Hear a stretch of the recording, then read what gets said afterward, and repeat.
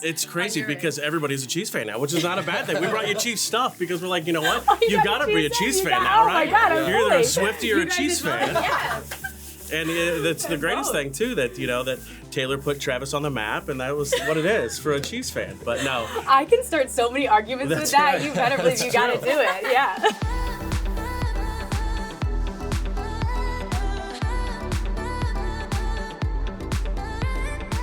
What's up, friends? It's your girl, Emily Curl. We're back here at our iHeartRadio studios, and we have something really fun for you today. We have Eric and Steve from XS here with us, and we also have Haley and Jerry from Steel Fountain. Can we give it up for our friends in our studio today?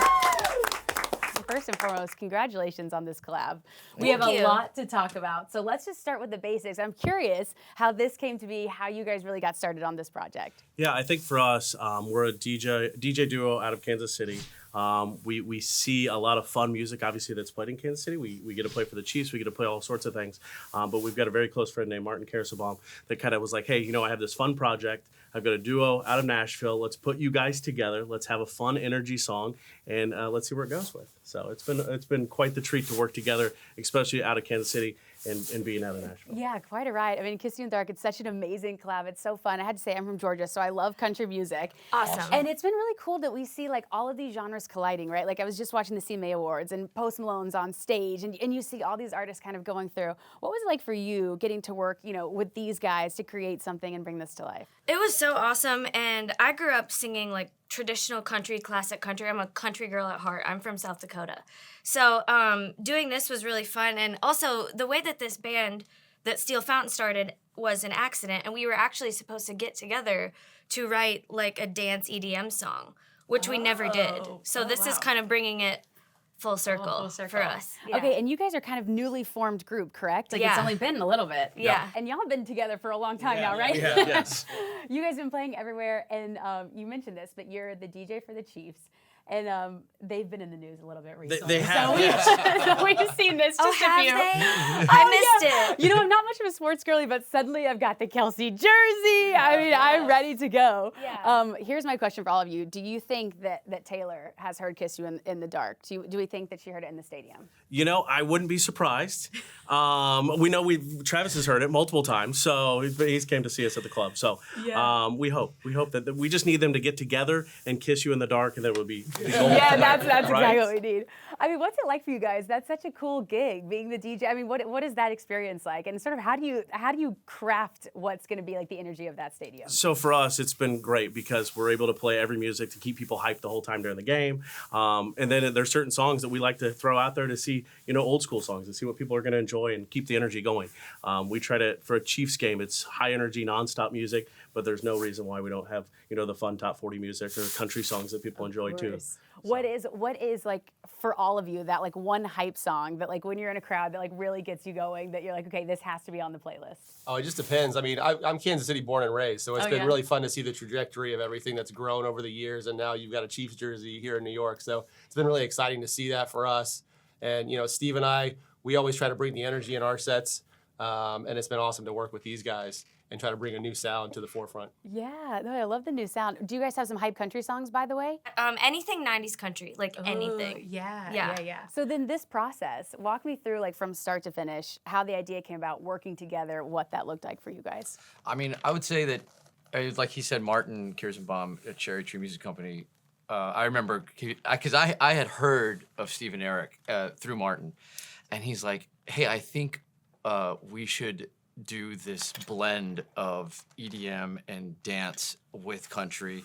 And after talking to Eric, we did an awesome show a couple weeks back, and Eric and I were talking about like this YEDM genre.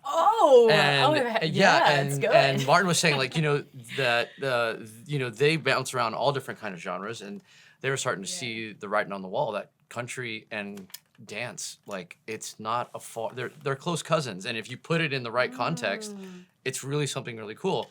And so I think when we started doing that, it's like you can have an acoustic guitar, you can have a vocal, but then you can have a 4 on the floor that's driving a club. You can have these electronic sounds. And for us, it was exciting because we do like, we do a country Americana thing.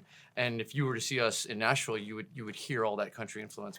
But when we got to play the song with them standing behind us at the DJ booth, it was just like, oh my God. Whole new level. Yeah, it just like, it was crazy. Because It was like a rave. We've grown, I grew up playing country shows, this was like a dance. It was like a rave. I don't know. It was so Stepping fun. into a whole new thing. Yeah, and there's like lights and smoke, and people are like, it's different. It was wild. It was crazy. It's always cool to me too when you just find, ways that people are reimagining their art or different ways to get creative. And you guys have been together for so long making music and figuring out which way you want to go. How do you feel like the music industry is evolving, and how do you guys, especially when y'all too, stay creative or stay inspired when you're creating these things? Well, the fun thing for me, I've been DJing for quite a while, and it's fun to see the crossover. So like we can play a Morgan Wallen vocal over a Calvin Harris beat, and then that kind of brings a new sound to people. And the fun thing for me growing up in Kansas City, there's a lot of country music fans. So this is a way for us to reach a new audience with music that we love and have been passionate about. And there's ways to bring vocals over beats and kind of make everybody happy and kind of bring the positive energy and the good vibes through our sets. Yeah. And I know we kind of touched on this earlier, but like I feel like with the Chiefs and everything's happening in the news, like there's probably been a whole new like subset of fan culture and a whole new vibe at the games. It really is. What has that been like for you guys to witness? It's crazy because everybody's a Chiefs fan now, which is not a bad thing. We brought you Chiefs stuff because we're like, you know what? You got to be a Chiefs fan got- now, oh right? my God, I'm You're either a fully- Swiftie or you a guys Chiefs are fan. both- yes.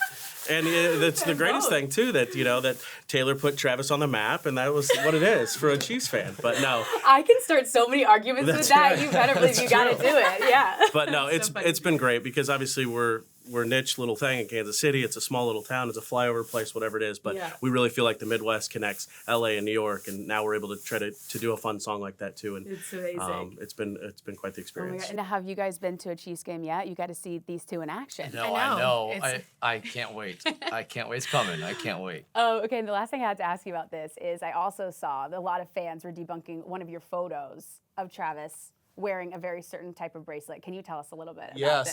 So that was Travis does a charity event every year for 87 Running, and I DJ'd that event for several years in a row. And the photo that kind of went viral it was the Friday before she went to the first game, but he was wearing a vigilante shit bracelet. Okay, so And confirmed so we did. Okay, the so fans Swifties, saw it. the Swifties started to do some research and saw that he was wearing the bracelet ahead of the game. So that they wish they would have put 2 and 2 together beforehand. But it was a lot of fun to be a part of that event. It's a great event for charity. He does. Yeah, that's he's incredible. he's such a great ambassador for Kansas City. Always doing giving back to the community and things like that. So it's awesome to see his success. And talk about a guy that loves music too. Like he'll come and see us at the club and just loves music and just wants to be in the DJ booth. Like he doesn't want to hang out or party, just wants to be there and be involved with music, wants to learn to DJ. Yeah. Oh, that's so cool. He enjoys it. So Oh, we're wow. not surprised that those two are together because of really? what we Okay, so see. you can see this. So you Yeah. think this is going to last? This is going to go the distance? It has to, right? We need that, has to. or at least until another Super Bowl win. I was gonna say, Exactly. at least we Not before the end of this season. Yeah. Okay. Yeah. Okay. What do you guys think? You think this is good? The Taylor Travis? I have no idea. Oh my God. But now I'm a Chiefs fan for sure. So now we know. I'm a Okay. Swiftie and a Chiefs fan. I so, love it. Yeah. It's amazing. Obviously, we have a lot of music fans that are watching this, even touching on that, and you guys, again, forming this group. If you could give, a piece of advice maybe to someone who is, like, interested, who wants to be DJ or who wants to get started in songwriting or forming a group, what would it be? And we'll start with you guys. I would say that not only is obviously you have to be talented, right? You have to work hard at your craft. But I think about this all the time. Perseverance is by far the one thing that people don't attribute enough success to. It's like, I've seen some of the most talented people I've ever come into contact with, but if they don't persevere and you have to grade it out and stuff, and then by the same token, you see people that are not as talented, but they're the most successful because that perseverance and like dogfighting them, like that is so important. So like, I tell so many people, younger people that ask me, it's like, you have to really want it and you have to work really, really hard for it. I love that. What would you guys say? I've been DJ for a long time. I've seen a lot of people that want to DJ. I think the biggest thing that I've learned, I DJ at a nightclub called Mosaic in Kansas City. And to be a good DJ, it's not about the songs that you necessarily love. It's the songs that the crowd loves. So I think that if you're getting started, you have to learn to read a crowd, It's all about building that collective energy of the group. That's the thing that really excites me, seeing everybody vibing to the same music and singing along or dancing. And when you go to the club, you want to feel that experience with everybody kind of unified together. And that's what is really rewarding for me. Yeah, that's beautiful. What do you guys feel like, what artists are you inspired by right now too? Like, I feel like I'm always searching for like the next thing or a song I love, and I get really excited about this upcoming like generation, again, that are like sharing on TikTok or they're, you know, approaching it in a different way. Who is someone that you think is like doing really well that you're excited to listen to? In the country world, I love Megan Maroney. I love Megan. Oh my gosh, she's I've- so talented. Yeah. So I met her like a couple years ago, and I wrote with her a couple times, and I was just like, this girl is gonna blow up. You could just tell. And she also did the work. Like, she's super talented, but she was posting like 3 or 4 TikToks a day. Like, she was doing it, and then suddenly it just worked. And the songs are great, and she's a great person, hard worker. I love her. I'm love excited that. about her. I love house music, so it's been really awesome to see artists like John Summit and Fisher and Dom Dalla and these guys kind of bring that to the mainstream, because that's something that I've tried to do, and that's what we've tried to do with this song, is to try to bring the music that we love that used to be underground to the masses. So it's been fun to see those guys do huge festivals and play events that reach, you know, tens of thousands of people. Yeah. I just like Taylor Swift, so that's it. No, Dua Lipa, Jack Harlow, they all got great new music that's out. Okay, what's a Taylor Swift song you always put on? And do you know Travis Kelce's favorite Taylor Swift song? I don't. Do you? Do you know? Love Story is always a banger at the club. Oh, Everybody likes to sing yes, you along can't to go that wrong. one. You And can't it's go a wrong. good love story, so it's perfect. Cruel Summer's been great this summer. Oh my to God, me, right? Number one. Yeah, So, yeah. no, there's any Taylor Swift song's great, right? I love it. So fun. Okay, so before we let you go, can you tell us what else that you guys have working on?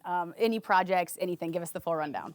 We have some singles coming out over the next 6 months. It's going to amass to an album in the summer.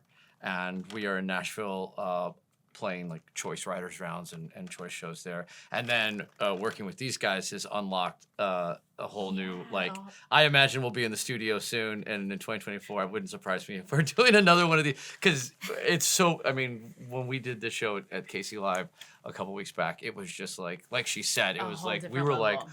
oh my God. Because it's, We were dancing we were performing on the DJ booth, like on the bar. Yeah. Like, Oh, wait, that's I've never, the dream. It was like full Coyote Ugly for me. Like, it was, yeah. It's a normal Saturday for So us. yeah, you're like, that's just another Saturday, girlfriend. yeah. No, so maybe some more EDM. Okay, we're here for that. We're so down. No, for us, we're love you guys. nonstop. We have Jamie Kennedy coming in that we're opening for on Friday. A couple other shows too. Obviously, the rest of Cheese season too. So we're nonstop. We never stop. We don't sleep. That's showbiz, baby. That's right. I That's love right. it. Showbiz, baby. Well, listen, we love you guys. Thank you so much for stopping by. Congratulations on this new collab. It's amazing. We hope to see more from you guys in the future. Can we give it up one more time for Excess and Steel Fountain? Woo! And thank you all for watching. Make sure you subscribe to all of our videos on iHeartRadio, and we'll see you next time. Thanks so much for watching. Did you like that video? You can check out more over here, and don't forget to subscribe to iHeart right here. And if you're already a longtime fan, make sure you ring the bell down below so you don't miss a single video. See you next time.